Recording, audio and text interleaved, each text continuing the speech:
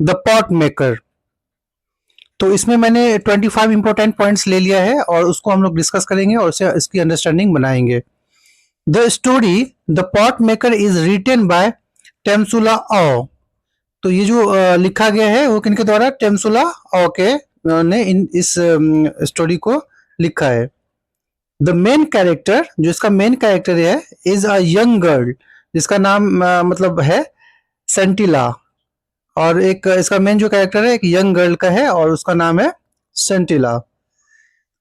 सेंटिला dreams of becoming pot maker. Sentila का जो एक ड्रीम होता है वो होता है कि वो पॉट मेकर बनना चाहती है। And her mother and grand mother, मतलब लाइक जैसे कि मतलब उसकी जो मदर भी थी पॉटर और उसकी ग्रैंड मदर भी पॉटर थी, तो वैसे उनके जैसे ही वो बनना चाहती थी अपनी लाइफ में।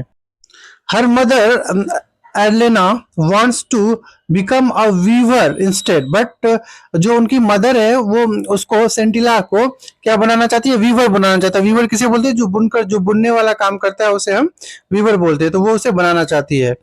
Arinla believes weaving is easier and more profitable than pottery। वो जो पॉटरी बना रही थी, मिट्टी का जो काम करती थी, जैसे कुम्हार जो लोग बनाते हैं, वो उससे क्या है प्रॉफिटेबल उनको लगता था, उनके मदर को, कि जो वीविंग वाला वर्क है वो प्रॉफिटेबल है, इसीलिए वो उसको सजेस्ट कर रही थी कि तुम वो बन जाओ। Pot making requires hard physical work. जो पॉट मेकिंग जो बनता है उसमें क्या होता है कि बहुत ज्यादा बॉडी से मेहनत होता है, मतलब फिजिकल वर्क, ज्यादा हार्ड फिजिकल वर्क होता है। एंड पेशेंस, उसमें हमें धैर्य भी रखना होता है।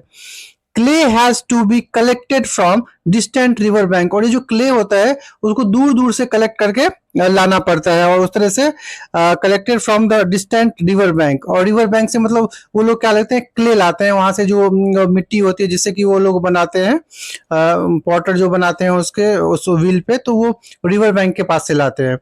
सेंटिला secretly watches expert potters at work, but उसका जो है क्या रहता है कि फोकस रहता है कि उसे पॉटर ही बनना है, तो इसीलिए जो एक्सपर्ट जो पॉटर होते हैं उनके काम पे वो ज्यादा फोकस करती थी, उसको देखती रहती थी अच्छे से और उन चीजों को वो कवर करती थी।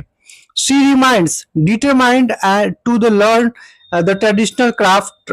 तो इस तरह से वो जो अभी के जो ट्रेडिशनल क्राफ्ट होते हैं उसमें क्या करती थी, बहुत अच्छे से वो सीखती थी और समझती थी ये कैसे बन पा रहा है। द विलेज एल्डर्स, जो गांव के बड़े बूढ़े लोग थे, learn that the Arenla is refusing to teach her daughter.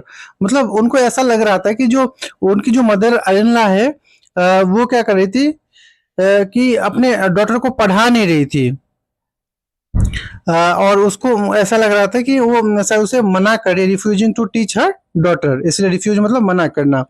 The village council believes, जो विलेज के जो काउंसिल होता है, जैसे कि मतलब बहुत सारे लोगों को हम यहाँ पे काउंसिल के वे में बहुत सारे लोगों को यहाँ पे काउंसिल के वे में यूज किया गया है।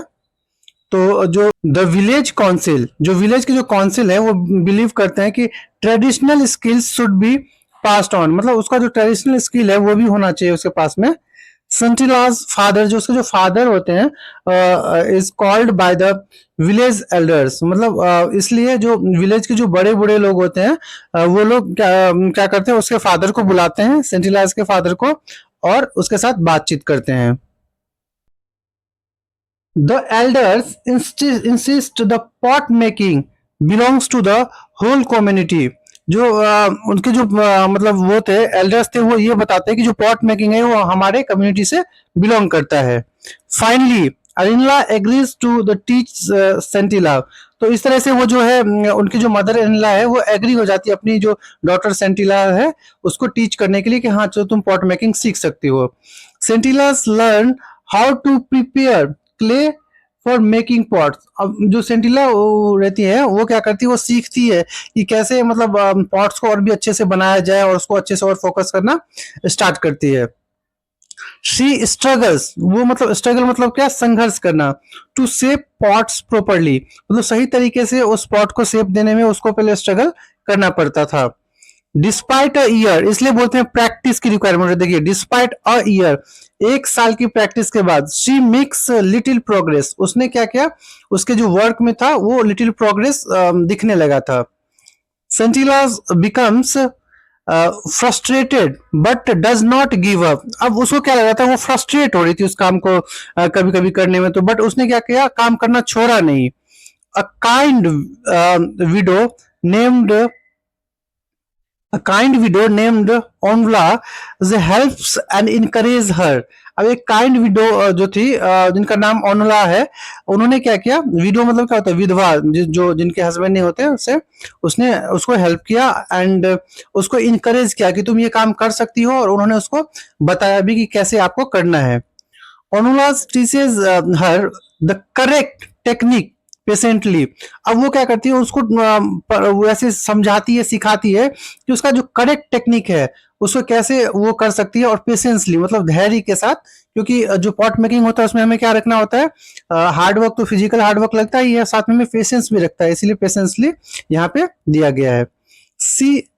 शी एडवाइजेज सेंटिला, वो सेंटिला को एडवाइज करती है to observe her mother's hands carefully, जो उसकी मम्मी का जो हैंड जो है उसको देखने के लिए, मतलब जो वो कैसे बना रही थी, उनकी जो मदर जो थी वो कैसे केयरफुली अच्छे से वो बना रही थी, तो इसलिए ऑब्जर्व करने के लिए उसे बताया गया। वन डे, एक दिन क्या होता है, Sentila suddenly gains confidence and skill. अचानक से सेंटिला के को लगा कि जैसे उसके अंदर कॉन्फिडेंस आ गया, उसको स्किल आ गया, तो वो सडनली एक दिन उसको गेन हो जाता है। मतलब एक दिन में ही नहीं आता, इसीलिए हम बोलते हैं प्रैक्टिस। हम एक ना एक दिन जरूर सीख जाते हैं अगर हम किसी भी फील्ड में अच्छे से प्रैक्टिस करते हैं, लेकिन मतलब एक दिन में ही नहीं आता, हमें हमेशा प्रैक्टिस करना होता है किसी भी काम के लिए।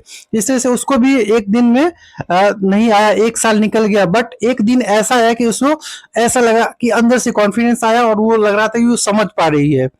She successfully makes many beautiful pots on her own. और इस तरह से वो क्या कर रही थी कि मतलब बहुत ही सफल पूर्वक अपने मतलब बहुत सारे पॉट्स को एक के बाद एक वो बनाती जा रही थी, और उसको समझ में आ गया था कि अब ये इसे कैसे बनाना है। आफ्टर कंप्लीटिंग द पॉट्स, जैसे वो पॉट्स को कंप्लीट करती है, शी डिस्कवर्स, वो देखती है, खोजती है कि that her mother's has died, means उसकी जो मदर थी वो डाइड हो चुकी थी, मतलब मर चुकी थी। The story ends with the message, इस तरह से जो स्टोरी होता है वो एंड होता है, ये मैसेज दिया जाता है कि that tradition, hard work, perseverance and the cultural heritage must be passed to the future generation।